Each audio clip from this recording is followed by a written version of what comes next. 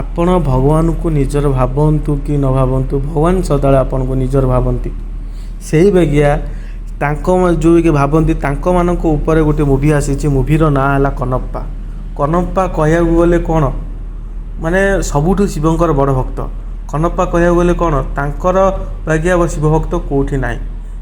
ସେ ଏମିତି ଗୋଟେ ବଡ଼ ଶିବଭକ୍ତ ଥିଲେ ଯେ ତାଙ୍କ ନାଁରେ ଗୋଟେ ମାନେ ବହୁତ ବଡ଼ ମନ୍ଦିର ଅଛି ତେଲେଙ୍ଗାନାରେ, ଠିକ୍ ଅଛି। ସେଇ ବାଗିଆ ତାଙ୍କ ନାଁରେ ଗୋଟେ ମୁଭି ଆସୁଛି। ମୁଭିର ନାଁ ହେଲା କନପ୍ପା। କ'ଣ ଷ୍ଟାର କାଷ୍ଟରେ ଭାଇ ବହୁତ ବଡ଼ ଷ୍ଟାର କାଷ୍ଟ। ଚିହ୍ନା ପଛ ଯେତେ ମାନେ ସୁପରଷ୍ଟାର ଚିହ୍ନା ପଛଙ୍କୁ ଆପଣଙ୍କର ନାଁ ଷ୍ଟାର କାଷ୍ଟ ନାଁ ଖାଲି ଧରିଦେଉଛି। କ'ଣ ପ୍ରଭାସ ସାର୍ ଅଛନ୍ତି ଏଥିରେ, ଅକ୍ଷୟ କୁମାର ସାର୍ ଅଛନ୍ତି ଏଥିରେ, ମୋହନଲାଲ ସାର୍ ଅଛନ୍ତି ଏଥିରେ, କାଜଲ ଅଗ୍ରୱାଲ ମ୍ୟାଡ଼ାମ୍ ଅଛନ୍ତି ଏଥିରେ, ଠିକ୍ ଅଛି।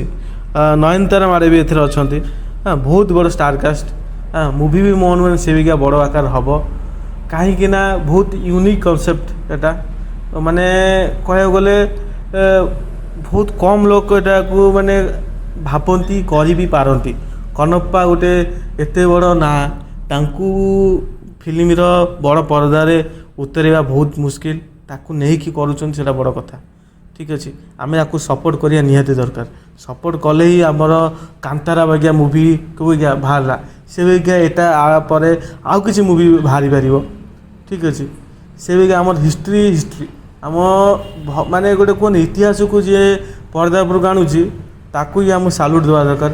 ତାକୁ ହିଁ ଆମକୁ ମାନେ ସଚ୍ଚା ମାନେ ନିହାତି ଜାଣିବା ଦରକାର। ହଁ ଇଏ ହିଁ ଆମର ଠିକ୍ କଥା, ଠିକ୍ ଏଇ ଆମର ଭବିଷ୍ୟ, ଏଇ ଆମର ପୁରାତନ ଯୁଗରେ ଏଇଆ ହେଇଥିଲା, ଯାହାକି ଏବେ ସିଏ ମୋତେ ଆମେ ଦେଖିପାରୁଛୁ। ନହେଲେ ତ କିଏ ଜାଣିନଥାନ୍ତି ନା, ଛୋଟ ଛୋଟ ଛୁଆ ଏବେ ଜାଣିନାହାନ୍ତି କନପ୍ପା କିଏ, ଠିକ୍ ଅଛି।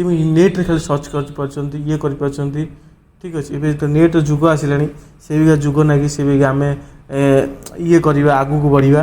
ତାରି ଉପରେ ମୁଭି ଆସିଛି କନପ୍ପା। ଏଥିରେ କ'ଣ ନା ବାୟୁଲିଙ୍ଗ କନସେପ୍ଟ ଗୋଟେ ମୁଭିର ଅଛି। ବାୟୁଲିଙ୍ଗ କ'ଣ, ମୋ ଅନୁମାନ ଏଇଟା ଶିବଲିଙ୍ଗଙ୍କର ଗୋଟେ କିଛି ନା କିଛି ଗୋଟେ ଜିନିଷ ହେଇଥାଇପାରେ। ତାକୁ ବଞ୍ଚିବା ନେଇକି ଚାହୁଁଛନ୍ତି ସମସ୍ତେ। ତାକୁ ବଞ୍ଚିବା ନେଇକି ସମସ୍ତେ ଚାହୁଁଛନ୍ତି। କନପ୍ପା ତା ଦେହରେ କ'ଣ ବହୁତ ବଡ଼ ୟୋଦ୍ଧା ଅଛନ୍ତି ଏଥିରେ। ସିଏ କ'ଣ ନା ଛୋଟବେଳୁ ଭଗବାନଙ୍କୁ କେବେ ମାନନ୍ତି ନାହିଁ। ଭଗବାନ ଯେତେବେଳେ ମାନନ୍ତି ନାହିଁ, ତାଙ୍କ କବିଲାରୁ ତାକୁ ବାହାର କରିଦେଉଛନ୍ତି। ତୁ ଆମର ଭଗବାନଙ୍କୁ ମାନୁନ, ତୁ କବିଲାରୁ ପଳା। ତାପରେ ଲର୍ଡ଼ ମାନେ ଭଗବାନ ଶିବ ସେ କ'ଣ କରୁଛନ୍ତି ନା, ଆମର ପ୍ରଭାସ ସାର୍ ତାଙ୍କର ଶିବଙ୍କର ଦୂତ ହେଇକି ଆସୁଛନ୍ତି।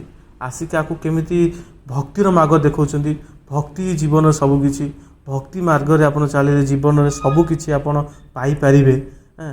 ସେଇଆ ହିଁ ଆପଣ ଏଥିରେ ଦେଖିବେ। କାହିଁକିନା ମୋ ବି ଆପଣ ବି ଜାଣିଥିବେ, ମୁଁ ବି କହୁଛି ଜୀବନରେ ସବୁଠୁ ବଡ଼ ଭକ୍ତି, ସବୁଠୁ ମାନେ ଭକ୍ତିର ମାର୍ଗ ହେଲା ସବୁଠୁ ଶ୍ରେଷ୍ଠ ମାର୍ଗ।